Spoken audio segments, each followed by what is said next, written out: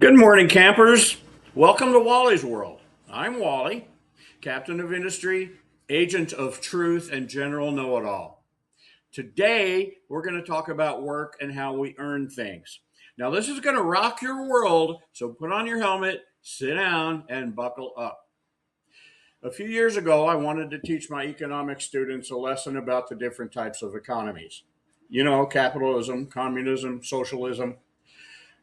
I started off with some good news that everyone was going to pass the class.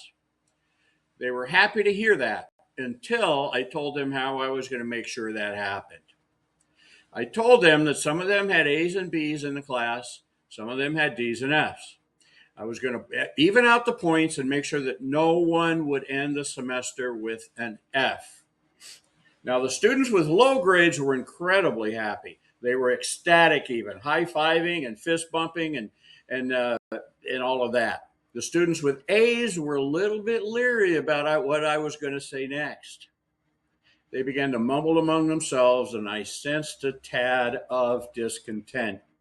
I told the class I was going to take some points away from the A students and give some of them to the F students. You see, the A students had points to spare.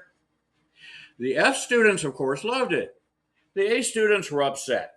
Some of them saying, I worked hard for these points. And others said, so we do all the work and the kids who don't do anything get our points? That's not fair.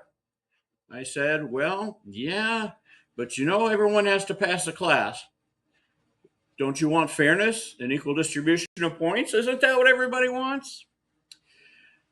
By this time, the F students were getting mad at the A students, and the A students were starting to resent the F students. After all, the F students didn't do hardly any work, and they were more than happy to take some of the rewards from those who did.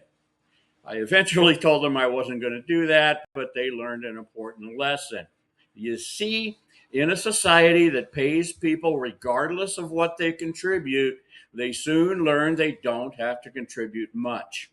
People who work very little or not at all will sit home. They'll have food, they'll have clothing, they'll have some entertainment options. Now, this sounds good. It sounds good to people who don't want to work, but someone has to pay for their home, their food, and their clothing. Where does that money come from? It comes from the people who earn the money. Those who work and earn are forced to pay the taxes, which take rewards away from those who work hard and achieve things, create things, make the world better. You destroy their incentive to continue doing so. They eventually give up, and no one will work hard to create things. There is no one to pay taxes, and everybody suffers. This is the perfect condition for government to take over. And what happens then? You got it. Communism, where the government, in all its inefficiency, has all the power. They'll own the factories, apartment buildings, grocery stores. They'll decide where you live and what you'll eat. They'll assign you a job whether you like it or not. We'll all have fewer choices and fewer rights. If you disagree with this is exactly what happens in North Korea. So take a look at that. We need an economy who rewards people that make things, build things, create things, invent new products, and create jobs, thereby creating wealth. And we need people who work for them. We need an economy that will encourage people to work hard, be a part of a team that builds, creates, invents, and improves the lives of all of us. If you like this video and want more, make sure you click like and share this video on your feed with your friends and family. Feel free to leave a message too. That's it for today, campers. See you next time.